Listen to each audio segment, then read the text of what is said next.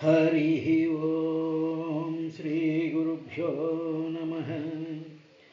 हरिनामस्तुतिसेयुकाव्यं सुवर्णाम्भोजहंसावळीं सुरुचिभ्राजितమైన మనస సరస్ఫూర్తిం వెలుంగొందు శ్రీహరినామస్తుతిలేని కావ్యం విచిత్రార్థాన్వితం వయ్యు శ్రీకరమై ఉండదు అయోగ్య దుర్మదన దత్కోలగర్కాకృతిం అపశబ్దంబులగూడియున్ హరిచరిత్రాలాపముల్ సర్వసపాప పరిత్యాగము సేయుగావున హరిన్ భావించుచున్ పాడుచున్ జపముల్ సేయుచు వీనులన్ వినుచు అశ్రాంతంబు కీర్తించుచున్ తపసుల్ సాధులు ధన్యులౌదురు గదా తత్వజ్ఞ చింతింపుమా. ఎరిగెడివాడు కర్మచయమెల్లను మాని హరిస్వరూపము నెరయ నెరంగి అవ్వలన నెరుపుచూపు గుణానురక్తుడై తెరకువలేక కృమ్మరుచు దేహ ధనాద్యాభిమానయుక్తుడై ఎరుగని వానికి తెలియ ఈశ్వరలీలెరుంగజప్పవే. తన కుల ధర్మమున్ విడిచి దానవ వైరి పదార విందముల్ పనిబడి సేవ చేసి పరిపాకమునందక ఎవ్వడేని చచ్చిన మరుమేననైన అది సిద్ధి వహించు తదీయ సేవ భాసిన కులధర్మ గౌరవము సిద్ధి వహించునే ఎన్ని మేనులం. విష్ణుండు విశ్వంబు విష్ణుని కంటెను వేరేమియును లేదు. విశ్వమునకు భవ వృద్ధి లయములు ఆ పరమేశు చేనగు నీ వెరుంగుదుగాదే. నీ ముఖమున ఎరిగింపబడ్డది ఏకదేశమున నీ భువన భద్రమునకై పుట్టినట్టి హరికళాజాతుండవని విచారింపుము. రమణతో హరిపరాక్రమములల్ల వినుతి చేయుమీవు వినికియు చదువును దానమతుల నయము తపము ధృతియు కలిమి కల్ల ఫలముగాదే పుణ్యశ్లోకు కమలనాభు పొగడ కలిగనేని. హరి ఓం శ్రీ గురుభ్యో నమః.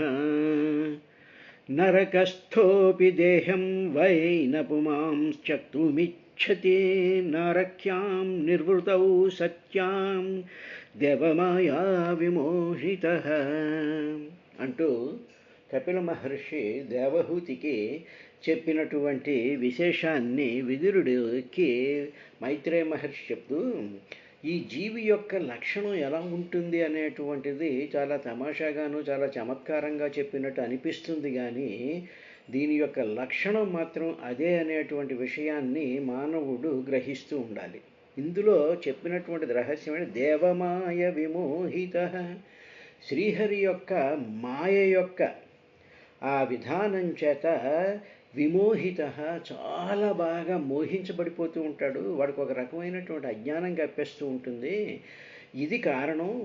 ఎందుకు కారణం అంటే వాడి దేహం అనిత్యం, దేహం అస్తమ నిరంతరము మార్పు చెందిపోతూ ఉంటుంది. ఈవేళ ఉన్నట్టు రేపు ఉండదు, రేపు ఉన్నట్టు ఎల్లుండి ఉండదు. పుట్టినప్పుడు ఒకలా ఉంటాడు, పెద్ద అయ్యాక ఒకలా ఉంటాడు. రకరకాలైనటువంటి ప్రాబ్లమ్స్, రకరకాలైనటువంటి సమస్యలతో నిరంతరము మార్పు చెందేటువంటి దేహాన్ని వాడు ఏమనుకుంటూ ఉంటాడంటే జీవుడిది నిత్యము అనుకుంటూ ఉంటాడు. కానీ జీవుడు తన దేహం కాదు అన్న సంగతి వాడికి తెలియదు. దేహంతో తాదాత్మ్యం చెందిపోయి దేహమే నేను అనుకుంటూ ఉంటాడు. ఇది ఫండమెంటల్ మిస్టేక్. ఈ మిస్టేక్ చేసినటువంటి వాడు రకరకాలైనటువంటి మాయలలోకి పడిపోతూ ఉంటాడు, అంటే మోహంలోకి పడిపోతూ ఉంటాడు. మోహం అంటే ప్రతి ఆకర్షింపబడేటువంటి ప్రతి వస్తువులోనూ కూడా పడిపోతూ ఉంటాడు. ఈ ఆకర్షణలన్నీ ఎవరు తీసుకొచ్చి పెట్టారంటే దేవమాయ విమోహిత, దేవుడైనటువంటి పరమాత్మ అయినటువంటి శ్రీహరి యొక్క మాయా విశేషంలో పడిపోతూ ఉంటాడమ్మా. ఇలా పడిపోయినటువంటి పుమాం నరకస్తపి నరక్యాం నిర్వృతౌ సత్యాం దేహం త్యక్తుం నవై ఇచ్చతే అన్నాడు. అంటే ఇలాగ పడిపోయినటువంటి జీవుడమ్మ నరకానికి వెళ్తాడు, ఏవో తప్పులు చేస్తాడు, ఏవో పాపాలు చేస్తాడు. అందుకని మరణించిన తర్వాత ఈ జీవుడిని నరకానికి తీసుకెళ్తారు. ఆ నరకానికి తీసుకెళ్ళినప్పుడు అక్కడ ఏం జరుగుతుంది అంటే శిక్షను ప్రారంభిస్తారు. ఒక్కొక్క శిక్ష ప్రారంభిస్తూ ఉండేటప్పటికీ వాడు చేసినటువంటి పాపాల నుంచి ఒక్కొక్క పాపం నుంచి వాడు విముక్తుడు అవుతూ ఉంటాడు కదా. ఉదాహరణకి మనకేదో 104 జ్వరం వచ్చిందనుకోండి, అప్పుడు మనం ఏం పెట్టం, ఏదో లంఘనం చేయండి అంటారు. ఆ తర్వాత ఏదో 100కు వచ్చిందనుకోండి, డాక్టర్ గారు అంటాడు, అవును 104 నుంచి 100కు వచ్చింది కాబట్టి ఇప్పుడు వీడికి ఏదైనా కాస్త బ్రెడ్డో ముక్కో ఏదో పెట్టండి, లేకపోతే పాలు ఇవ్వండి, అది ఇవ్వండి అంటాడు. అంటే ఏమిటి, ఇంకా జ్వరంలోనే ఉన్నాడు. అంటే జ్వరం అంటే ఇప్పుడు నరకం అనుకుందాం. ఈ నరకంలో వాడు 104 అంటే ఏమిటనమాట, అక్కడ బాగా తంతున్నారు, అక్కడ పాపానికి శిక్షణ అనుభవిస్తున్నాడు. అలా కొడుతూ ఉండేటప్పటికి ఏమవుతుంది, ఆ పాపం యొక్క క్షయం జరుగుతూ ఉండి నెమ్మదిగా హీ బికమ్స్ ప్యూరిఫైడ్ కదా, ప్యూరిఫికేషన్ వస్తూ ఉంటుంది కదా. అలా వస్తూ ఉండేటువంటి సందర్భంలో వాడు చాలా రిలాక్స్డ్గా ఫీల్ అయినప్పుడు, సరే నీకు కొన్ని పాపాలు వదలగొట్టాంగా, అలా కాసేపు కూర్చో అని చెప్పి నరకంలో వాళ్ళు అలా కూర్చోబెట్టేటప్పటికి, అబ్బాయి ఇది ఎంత బాగుందో, ఎందుకు 104 జ్వరం వచ్చిన తర్వాత 100 జ్వరం వచ్చేటప్పటికి చాలా రిలాక్స్డ్గా ఫీల్ అవుతాంగా. అలాగే నరకంలో వాళ్ళు సరే కూర్చో, కొంతసేపు శిక్ష అనుభవించావు కదా అని చెప్పి అనేటప్పటికీ, అబ్బాయి ఇది కూడా ఎంత బాగుందో, ఇప్పుడు చాలా సుఖంగా ఉంది నాకు. అంటే ముందున్న కష్టం నుంచి ఇప్పుడు కష్టం తక్కువగా ఉండేటువంటి స్థితిలోకి వచ్చేటప్పుడు నాకు ఇది సుఖంగా ఉంది అని చెప్పి నరకంలో కూడా నారక్యామపి నరకస్థపి నరకంలో ఉండి కూడా నారక్యాం ఆ నరకంలో వచ్చేటువంటి నిర్వృతం, ఆ చిన్న సుఖాలు వస్తున్నాయిగా, ఏదో కూల్ డ్రింక్ ఇస్తారు, అది ఇస్తారు, ఈ లోపల ఏదో అవి చూపిస్తుంటారు, ఇవి చూపిస్తూ ఉంటారు, ఇవన్నీ చేస్తూ ఉంటారు కదా. ఇలా చేస్తూ ఉండేటువంటి ఆ సందర్భంలో సుఖాన్ని, నరకంలో కూడా సుఖం అనుభవిస్తూ సత్యం ఉంటుండగా, అప్పుడు ఆ పరిస్థితిలో కూడా అమ్మ దేహం త్యక్తుం నవై ఇచ్చతి, అప్పుడు కూడా ఈ దేహంతోనే కదా నేను ఇక్కడ నరకంలో ఉండేటువంటి దేహం ఏమిటంటే మనసు అన్నమాట, అంటే సూక్ష్మ శరీరం అన్నమాట. స్థూల శరీరం కాలిపోతుంది, ఇక సూక్ష్మ శరీరం ఉంటుంది, అన్నిటికీ కారణం సూక్ష్మ శరీరం. ఆ సూక్ష్మ శరీరాన్ని ఇంకా వాడు వదలడానికి దేహం, ఆ సూక్ష్మ శరీరాన్ని త్యక్తుం వదలడానికి నవై ఇచ్చతే సుతరాము ఇష్టపడడమ్మా. ఇది జీవుడి యొక్క లక్షణం. అంటే ఏమిటన్నమాట, అంత బాగా అలవాటైపోయినటువంటి స్థితి ఉంటుందమ్మా. ఇదే నరకంలోనే ఇలా ఉన్నప్పుడు సాధారణమైనటువంటి లోకంలో వాళ్ళకి ఎలా ఉంటుంది అనేటువంటి విషయాన్ని చెప్తూ ఏమన్నారంటే, ఆత్మజాయా సుతాగార పశు ద్రవిణ బంధుషు నిరూఢమూల హృదయ ఆత్మానం బహుమన్యతే. అమ్మ ఒక జీవుడు ఉన్నాడు అనుకో, ఒక సంసారం ఉన్నాడు, వాళ్ళతో గృహస్థు ఉంటాడు. ఈ గృహస్థు ఆశ్రమ ధర్మాల ప్రకారం వాడు ఏమనుకుంటాడే, ఆత్మ తన యొక్క జాయ భార్యని, సుతాహ సంతానాన్ని, తరువాత ఆగారం అంటే తను నివసించేటువంటి ఇంటిని, లేకపోతే తన ఫ్లాట్ని, లేకపోతే తన భవనాన్ని, తన దీన్ని, తరువాత ద్రవిణ తనకు ఉండేటువంటి రకరకాలైనటువంటి ద్రవిణములు అంటే మామూలుగా డబ్బు, సంపదలు, తర్వాత గిన్నెలు, తప్పేళాలు, కార్లు, ఇవన్నీ ద్రవిణం కింద వస్తాయి. తర్వాత తనకు ఉండేటువంటి గడ్డం గీసుకునేటువంటి వస్తువుల దగ్గర నుంచి, తన తలకు రాసుకునేటువంటి నూనెల దగ్గర నుంచి, అన్ని సమస్తమైనటువంటి ద్రవిణాషు ఇవన్నీ వీడికి తన భార్య, తన పిల్లలు, తనకి సంబంధించినటువంటి వస్తువులు, డబ్బే కావచ్చు, ఇంకోటి కావచ్చు, ఇవన్నీ. తర్వాత బంధుషు, తర్వాత తన బంధువులు, ఏదో అన్నగారని, వదిన గారని, మేనమామని, ఇంకొకడని ఇలా బంధుషు. ఇలాగా వీడేం చేస్తూ ఉంటాడంటే నిరూఢ మూల హృదయ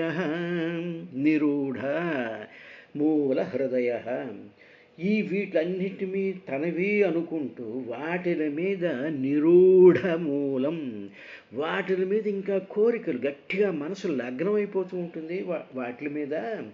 తన కారు మీద, తన ఇంటి మీద, తన భార్య మీద, తన పిల్లల మీద, తన బంధువుల మీద, వాటి మీద గట్టిగా లగ్నమైపోతూ ఉంటుంది, దానికి అంటించేసుకుంటూ ఉంటాడమ్మా. మూలమైపోయినటువంటి ఆ హృదయం ఉండిపోతుంది వాడికి, అలాగా అంటుకుపోతూ ఉంటుందా. ఆ మైండ్ యొక్క లక్షణం ఏంటంటే స్టిక్కర్ అంటుకుపోయినట్టు వాటి మీద ఈ మనసు అంటుకుపోతూ ఉంటుందమ్మా. అంటుకుపోయేటప్పటికి మనసు ఏం చేస్తుందంటే మా భార్య, నా పిల్లలు, నా ఇది, నా ఇల్లు, నా ఉద్యోగం, నా వ్యాపారం, నా ధనం, నా ఇది అనేటువంటి దాని మీద పడిపోతూ ఉంటుంది జీవుడికి. అలాగ పడిపోతూ ఉన్నప్పుడు తాను ఏమనుకుంటా, ఆత్మానం బహుమన్యతే. ఆత్మానం అంటే ఇక్కడ తనని తాను చాలా గొప్పగా మన్యతే, తలుచుకుంటూ ఉంటాడు. నేను ఎంత గొప్పవాడినో చూసావా, నేను ఇంత గొప్పవాడిని కాబట్టి నాకు ఎంత అందమైనటువంటి భార్య వచ్చింది, ఇంత అనుకూలమైనటువంటి భార్య వచ్చింది, నాకు ఎంత మంచి పిల్లలు పుట్టారు, వీడు బీటెక్ చదువుతున్నాడు, వాడు ఐఐటీకి వెళ్ళాడు, వాడేమో ఏదో కలెక్టర్ అయ్యాడు, తర్వాత నాకు ఉండేటువంటి సంపదలన్నీ కూడా నేను ఎంతో కష్టపడి నేను ఇవన్నీ సంపాదించాను అని చెప్పి నా బంధువులందరూ కూడా నాకు పొద్దున్నే గుడ్ మార్నింగ్ పెడతారు, తర్వాత ఏమో పుట్టినరోజుకేమో శుభాకాంక్షలు తెలుపుతారు, ఇంటికి వచ్చినప్పుడల్లా పళ్ళు పట్టుకొస్తారు. ఇవన్నీ ఎందుకు చేస్తున్నారు అంటే నేను చాలా గొప్పవాడిని అని ఆంతరికంగా ఆత్మానం బహుమన్యతే. ఈ విధంగా ఉంటాడమ్మా మానవుడు పొద్దున్న నుంచి సాయంత్రం వరకు జీవితాంతం వాడి బతికేలాగే అయిపోతూ ఉంటుంది. ఇందులో ఏం మిస్ అయిపోతున్నామో మనకు అర్థమవుతుంది కదా. ఎక్కడా కూడా భగవంతుడి యొక్క స్ఫురణ ఉండదు. కానీ మధ్యలో ఏంటి అంటే ఏదో అవసరం వస్తుంది, ఏదో ఇది వచ్చేటప్పటికి అదొక యాక్టివిటీ కింద అనమాట. అన్ని పనులు చేస్తే ఏదో ఆఫీస్కి వెళ్తున్నట్టే ఏదో గుడికి వెళ్ళడం, దండం పెట్టడం, కాసేపు కూర్చోవడం, కబుర్లు చెప్పడం, వచ్చేస్తున్నాం. నేను కూడా మేము గుడికి వెళ్ళామండి, ఈ వ్రతం చేసామండి అని చెప్పి బహుమన్యతే, చాలా గొప్పగా ఆలోచిస్తూ ఉంటారమ్మా ఈ మానవులు. తరువాత ఇంకా ఏం చెప్పాడంటే, అమ్మా ఇలా ఉంటుంది జీవుడి యొక్క లక్షణం. జీవుడు ఎలా ఉంటారని అడిగావుగా, ఇంకో ఇలా ఉంటారు. సందహ్యమాన సర్వాంగ ఏషాముజ్జహనాధినా కరోత్య విరతం మూఢో దురితాని దురాశయ. అమ్మ భార్య ఉంది, పిల్లలు ఉన్నారు, బంధువులు ఉన్నారు, తనకు ఉండేటువంటి సంపదలు ఉన్నాయి, ఇవన్నీ ఉన్నాయి కదా. ఏషాం వీటన్నిటి యొక్క ఉద్వహన అధినా, వీటిని ఇంకా పెంచుకోవాలి అని, వీటిని ఇంకా ఆదరించాలని, వీటికి ఏ విధమైనటువంటి భార్యకి పిల్లలకి ఏ విధమైనటువంటి కష్టం గడకూడదు, వాళ్ళకి అన్నీ కూడా సమకూరుస్తూ ఉండాలి. తర్వాత బంధువులందరినీ కూడా మెప్పిస్తూ ఉండాలి. వాళ్ళకి ఏదో ఫంక్షన్ పెట్టేసేసి వాళ్ళకేమో చీరలు పెట్టాలి, పంచెలు పెట్టాలి, బట్టలు పెట్టాలి, వాళ్ళకి ఏవో రిటర్న్ గిఫ్ట్లు ఇస్తూ ఉండాలి. ఇలాగా ఉద్వహన అధీన, వాటిని ఉద్వహన అధీన అంటే పోషణకు సంబంధం, వాళ్ళని పోషించాలంటే టు మేక్ దమ్ హ్యాపీ అనేటువంటి స్థితిలోకి వీడు ఏం చేస్తుంటే అధినా ఇలాగ చెయ్యాలి, ఈ యాక్టివిటీ చెయ్యాలి అనేటువంటి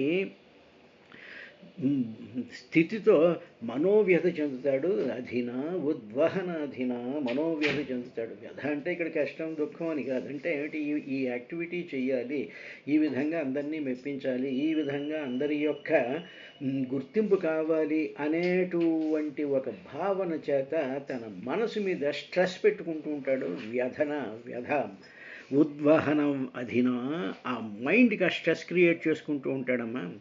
ఇలాగ ఎప్పుడైతే ఇవి చెయ్యాలి అవి చెయ్యాలి అనేటువంటి మనస్సుతో ఉద్వహనాధీన ఉన్నప్పుడు ఏం జరుగుతుందంటే సందహ్యమాన సర్వ అంగ, అప్పుడు మనసు ఇలా చేస్తుంటుందిగా, వీటిలన్నింటినీ పోషించాలి, వీటిలన్నింటినీ పెంచాలి అనేటువంటి స్థితిలో ఉన్నప్పుడు సందహ్యమాన సర్వ అంగ, అప్పుడు ఏమవుతుందంటే సందహ్యమానం అంటే ఇంకా తాపం పెరిగిపోతూ ఉంటుంది. దహ్యం అంటే అంటుకుపోతూ ఉండడం అన్నమాట. ఏమిటి అంటుకుపోతూ ఉంటాయి, ఆ సర్వ అంగ మొత్తం సర్వమైనటువంటి అంగాలు కూడా తాపానికి గురైపోతూ ఉంటాయి. మనోవ్యధలాగా వస్తుంది, వీటిని పోషించాలి, వీటిని పెంచుకోవాలి అనేటువంటి దాంతో మనసు మీద స్ట్రెస్ పడి రకరకాలైనటువంటి పనులు చేసేయాలి, వీటిని గుర్తింపు పొందాలి అనేటువంటిది ఒకటి ఉంటుంది. ఆ దెబ్బతో ఏమవుతుంది, మనసుకి అంగాల అంగాల మీద కంట్రోల్ ఉంటుంది కాబట్టి సందహ్యమాన సర్వాంగ, మొత్తం అంగాలన్నీ కూడా పరితాపం చెందిపోతూ ఉంటాయి, అవన్నీ కూడా దహించిపోతూ ఉంటాయి. ఏమిటండి అంగాలంటే, ఇలా చేయాలి అలా చేయాలని చెప్పి అక్కడికి వెళ్ళి అక్కడి నుంచి పళ్ళు పట్టుకొచ్చి, ఇక్కడికి వెళ్ళి పువ్వులు పట్టుకొచ్చి, అక్కడికేమో చీరలు కొనేసేసి, ఇక్కడి నుంచి ఇవి చేసేసేసి, ఏదో ఇంటి నిండా అలంకరణ చేసేసేసి, వాళ్ళని పిలిచేసి వీళ్ళని పిలిచేసి చెయ్యాలి అనేటువంటి ప్లాన్తో మనసంతా నిండిపోతుంది. ఆ తర్వాత ఇవి ఇంప్లిమెంట్ చేయడం కోసం అని చెప్పి ఆ బజార్కి వెళ్ళి ఈ బజార్కి వెళ్ళి అక్కడికి వెళ్ళి ఇక్కడికి వెళ్ళి ఇవన్నీ చేస్తూ సర్వ అంగాల్లోనూ అప్పుడు ఆయాసం వస్తుంది, గుండె దడదడ కొట్టుకుంటూ ఉంటుంది, కాళ్ళ చేతుల్లో బలం ఉండదు, కాళ్ళు నిరసించిపోతూ ఉంటాయి. ఇలాగ సర్వ అంగ ఇలా జరుగుతూ ఉంటుందమ్మా. సందహ్యమాన సర్వ అంగ ఏషాం ఉద్వహిధాదిన. అప్పుడు అవితరం మూఢో దురితాని దురాశయ. ఇలాగ అయిపోతున్నటువంటి మూఢుడు ఉన్నాడే, ఇక్కడ మూఢుడు అంటే మూర్ఖుడు అని కాదు, ఈజ్ నాట్ ఎ స్టూపిడ్. వీడు మోహితుడవుతూ ఉంటాడు. అంటే ఏమిటనమాట, ఇలా చేస్తే అందరూ మెచ్చుకుంటారు, ఇలా చేస్తే నాకు గుర్తింపు వస్తుంది, ఇలా చేస్తే నాకు ఏదో ఒక రకమైనటువంటి సంతృప్తి కలుగుతుంది. నా భార్య, నా పిల్లలు, నా బంధువులు, నా చుట్టుపక్కల వాళ్ళు, నా గుళ్ళో ఉండేటువంటి మిత్రులు, వీళ్ళందరూ కూడా నన్ను మెచ్చేసుకుంటూ ఉంటారు, నన్ను గౌరవించేస్తూ ఉంటారు అనేటువంటి మోహం కలిగినటువంటి వాడిని మూఢుడు అంటారు. మూఢ అటువంటి మానవుడు, దురాశయ అటువంటి వాడు, దురాశయ దుష్టమైనటువంటి ఆశయాలు కలిగి ఉంటాడు. అంటే దుష్టమైనటువంటి హృదయం కలిగి ఉంటాడు. అంటే దుష్టుడై అందరినీ చంపేస్తాడు, పొడి చేస్తాడని కాదు. అవిరతం ఎందుకు, ఇంకా వాళ్ళ నుంచి ఇంకా గుర్తింపు తేవాలి, వాళ్ళు ఇంకా మెప్పించాలి, వాళ్ళ కోసం ఏదో చేసేస్తూ ఉండాలి, ఇది చేసేయాలి, అది చేసేయాలి, అక్కడ చేయాలి, ఇక్కడ చేయాలి అనేటువంటి స్థితిలో గృహస్థు కానీ, ఈ సేవలు చేసేటువంటి వాళ్ళు కానీ, ఇలాంటి వాళ్ళందరూ ఇలా ఉంటూ ఉంటారమ్మా. అటువంటి వాళ్ళు అవిరతం అంటే ఏంటి, ఎక్కడ గ్యాప్ లేకుండా నిరంతరంగా కొత్త ఒక ప్రోగ్రాం తర్వాత ఒక ప్రోగ్రాం తర్వాత ఒక ప్రోగ్రాం చేసేస్తూ దురితాని కరోతి. ఇలా చేయడంతో ఏమవుతుంది, దురితాని పాపాలని కరోతి, పాపాలు చేస్తూ ఉంటారు. అంటే ఏమిటంటే, ఎవరినో మెప్పించాలి అని చెప్పేసేసి మనం రకరకాలైనటువంటి కార్యక్రమాలని ఇలా చేసేస్తూ ఉండేటువంటి సందర్భంలో ఒక ఆగమశాస్త్రం కానీ, ఒక వేద విహితం కానీ, ఒక చేయాల్సినటువంటి ప్రొసీజర్లో కానీ, మరొక విధంగా కానీ చెయ్యకుండా రకరకాలైనటువంటి తెలిసి తెలియని పనులతో, తెలిసి తెలియనటువంటి స్తోత్రాలతో, తెలిసి తెలియనటువంటి విధానాలతో ఈ మనిషి ఎప్పుడూ కూడా సందహ్యమాన సర్వాంగ ఏషాముద్వహినాధిన. అందరినీ మెప్పించాలి, అందరినీ పోషించాలి, అందరి కోసం తప్పించుకోవాలి అనేటువంటి మోహితుడైనటువంటి వాడు ఇటువంటి ఆశయాలతో హృదయం అంతా నిండిపోతుంది. ఎక్కడ కూడా ఇందులో భగవంతుడి గురించి ఉండదు. ఇదంతా కూడా అందరినీ మెప్పించడం కోసం. ఎవరా మెప్పించబడేటువంటి ఆత్మజాయ సుతాగార పశు ద్రవిణ బంధువులు కానీ, మిత్రులు కానీ, చుట్టాలు కానీ, పక్కాలు కానీ, వాళ్ళందరూ అబ్బాయి ఎంత బాగా చేసేస్తున్నాడో ఈ గృహస్థు అంటూ ఉంటారమ్మా.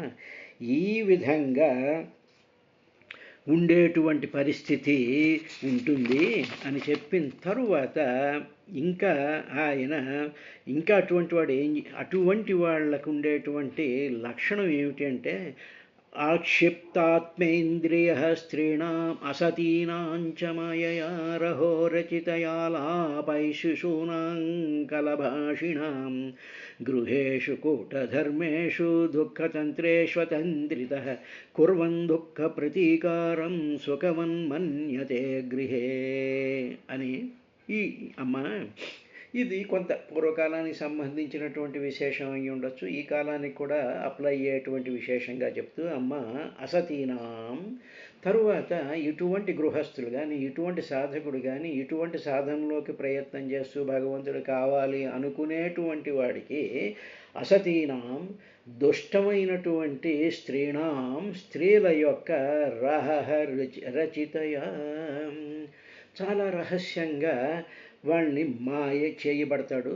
అనేటప్పటికి ఏమవుతుంది, ఇటువంటి ఏదో సాధన చేయాలి, భక్తి చేయాలి, ఇంకోటి చేయాలి అనేటువంటి స్థితిలో ఉంటాడు. ఇటువంటి వాడికి ఏమవుతుందంటే చుట్టూ ఏదో 10 మంది ఆశ్రమాల్లో కానివ్వండి, ఇంకో చోట కానివ్వండి, సేవా కార్యక్రమాల్లో కానీ వీటిల్లో మనం చూస్తూనే ఉంటాం. వీటిలో చూసేటువంటి సందర్భంలో అసతీనాం, పని పాట లేకుండా, లేకపోతే స్వధర్మాన్ని వదిలేసేటువంటి వాళ్ళు, తర్వాత ఏదో అతిశయానికి ఆడంబరానికి వచ్చేటువంటి వాళ్ళు, అసతీనాం అంటే సతీత్వం లేనటువంటి వాళ్ళు, స్త్రీణాం స్త్రీల యొక్క రహ రుచితయ, వాళ్ళు వచ్చి ఏం చేస్తూ ఉంటారంటే ఈ గృహస్థుణ్ణి లేకపోతే ఈ సాధకుణ్ణి ఈ విధంగా చేసేటువంటి వాడిని ఏం చేస్తుంటారు, రహస్యంగా. అంటే ఏమిటనమాట, ఏమండి మీరు అలా చేయాలండి, ఇలా చేయండి, ఇలా చేద్దామండి, అలా చేద్దామండి అని చెప్పేసేసి రహస్యంగా మాయయా వాళ్ళని ఒక మాయలో పెట్టేస్తూ ఉంటారమ్మా. ఇలాగా మాయలో పడిపోతూ ఉంటాడు గృహస్థుడు. అదేవిధంగా పూర్వం మహారాజులు ఉండేవారు, వాళ్ళకి బోళ్ళంతమంది భార్యలు ఉండేవారు. అసతీనాం, అందులో చాలా దుష్టమైనటువంటి స్వభావం కలిగినటువంటి భార్యలు కూడా ఉండేవారు. వాళ్ళ యొక్క మోజులో పడిపోయి రాజుగారు ఏం చేస్తూ ఉండేవాడు, వాళ్ళ యొక్క మాయలో పడిపోయి వాళ్ళ కోసం అన్నీ చేసేస్తూ ఉండేవాడు. అదేవిధంగా మానవులు ఇప్పుడు ఆఫీసుల్లో కానివ్వండి, మరో చోటి కానివ్వండి, పరిస్థితులు మారే కానీ ఆ హృదయాలు కానీ ఆ స్థితులు మాత్రం మారటం లేదు. ఇది ఒక జనరలైజ్డ్గా చెప్తూ ఉండేటువంటి విశేషం. ఈ విధంగా స్త్రీల చేత మోహపడుతూ ఉంటాడమ్మా. నెంబర్ 1. నెంబర్ 2, కలభాషిణాం శిశూనాం అలాపై ఆక్షిప్తాత్మేంద్రియ. తర్వాత వీడికి చిన్న చిన్న పిల్లలు ఉంటారు, రకరకాల మనవలు ఉంటారు, లేకపోతే ఇంకా ఏదో కొంచెం విస్తృత బంధువుల యొక్క చిన్న చిన్న పిల్లలు ఉంటారు. వాళ్ళు కలభాషిణం, వాళ్ళు చాలా మధురంగా మాట్లాడుతుంటే, చిన్నపిల్లలు మాట్లాడుతుంటే మధురంగా ఉంటుంది కదా, వాటిని చూసి మనకు నవ్వు వస్తుంది, సంతోషం వస్తుంది. ఇవన్నీ చూస్తూనే ఉన్నాంగా, అది ఎవరికైనా తప్పదుగా. మధురంగా పలికే శిశూనాం ఆలాపై, శిశూనాం అంటే పిల్లల యొక్క ఆలాపై, ఆ ఆలాపాలంటే ఆ కబుర్లు తో ఆక్షిప్త ఆత్మేంద్రియ, ఆకర్షించబడిపోతూ ఉంటాడు వీడు. ఆ పిల్లల యొక్క మాటలు, అలాగే స్త్రీల యొక్క సౌందర్యాలు కానీ, స్త్రీల యొక్క మాటలు కానీ, స్త్రీల యొక్క శృంగారభరితమైనటువంటి వాటిని కానీ, వాళ్ళ యొక్క ఉనికి వాళ్ళతో పాటు ఉండేటప్పుడు కూడా మాయయ, అది మాయే ఇది మాయ. వాళ్ళు పెద్దవాళ్ళు అయినటువంటి స్త్రీలైనా చిన్నపిల్లల మాటలైనా సరే వీటితో ఆత్మ ఇంద్రియ, ఆత్మ అంటే ఇక్కడ మనస్సు, ఇంద్రియాలు కూడా ఆకర్షించబడిపోతూ ఉంటాయి. అలాంటి ఆకర్షణలో పడిపోయినటువంటి గృహస్థు కానీ, రాజు కానీ, ఇంకొకటి ఇది బోత్ అటు స్త్రీలకి వర్తిస్తుంది, ఇటు పురుషులకి వర్తిస్తుంది. ఇది గృహస్థు అంటే మగవాడనే కాదు, ఆడవాళ్ళకి కూడా ఇది వర్తిస్తుంటుంది. అలాగా కూటధర్మేషు, ఇలాగ ఎప్పుడైతే వీడు ఆకర్షణలో పడిపోతూ ఉంటాడో కూటధర్మేషు, ఇంకా అప్పుడు వాడికి కపటం బయలుదేరిపోతూ ఉంటుంది. వీడు మనసులో నిజంగా ఆ యాక్టివిటీ మీద శ్రద్ధ కానీ, లేకపోతే ఆ కార్యం మీద మనసు కానీ, లేకపోతే అది ధర్మబద్ధంగా, అది తన ఉన్నతికి, అది ఆత్మోన్నతికి, ఇది భగవంతుడికి ప్రాప్తి చేస్తుంది అనేటువంటి విషయాన్ని మర్చిపోయి కూటధర్మేషు కపట స్వభావం వచ్చేస్తుంటుంది. అందరి కోసం మామూలుగా చూస్తూ ఉంటాం కదా, గుడిలోకి వచ్చేటప్పటికి అంతవరకు కూడా హహి అని నవ్వుకుంటూ వస్తాడు. గుడిలోకి రాగానే ఏం చేస్తుంటాడు, ఏదో మహాపెద్ద భక్తుడిలాగా ఇలాగ దండం పెట్టేసేసి ఏముండదు మనసులో, అంతవరకు కూడా నానా మాటలు మాట్లాడేసేసి లోపలికి వచ్చి ఇలా దండం పెట్టేసి ఉంటాడు. అంటే కొంగ చేపాలు చేస్తూ ఉంటారు చూసారా, అలాగా కపట స్వభావంతే కూటధర్మేషు.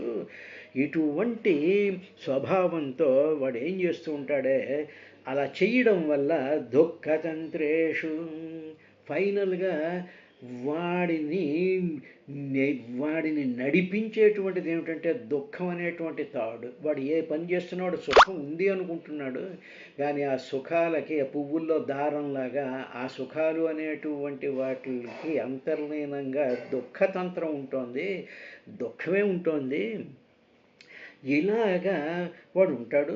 అలా ఉండేటువంటి గృహేషు, ఇలాంటి సాధకుడు కానీ, అది ఆఫీసుల్లో కానివ్వండి, గుళ్ళో కానివ్వండి, లేకపోతే రాజకీయాల్లో కానివ్వండి, న్యాయశాస్త్రంలో కానివ్వండి, మరొక దాంట్లో కానివ్వండి, ఎందులోనైనా కానివ్వండి, గృహేషు గృహేషు అంటే ఇక్కడ గృహంలో చేసేటువంటి కార్యాలని ఒక అర్థం. గృహేషు అంటే వీడు గ్రహించి చేసేటువంటి ప్రతి కార్యంలోనూ కూడా అతీంద్రత. ఇలాగ ఈ కార్యాలు చేస్తున్నప్పుడు వీడు ఏమాత్రము కూడా ఏమరపాటు ఉండదు. మళ్ళీ వెరీ అలర్ట్గా చేసేస్తూ ఉంటాడు. ఎవరు వస్తున్నారా లేదా అని చూస్తాడు. టక్ అని చెప్పి ఏదో స్తోత్రం మొదలెట్టేస్తుంటాడు.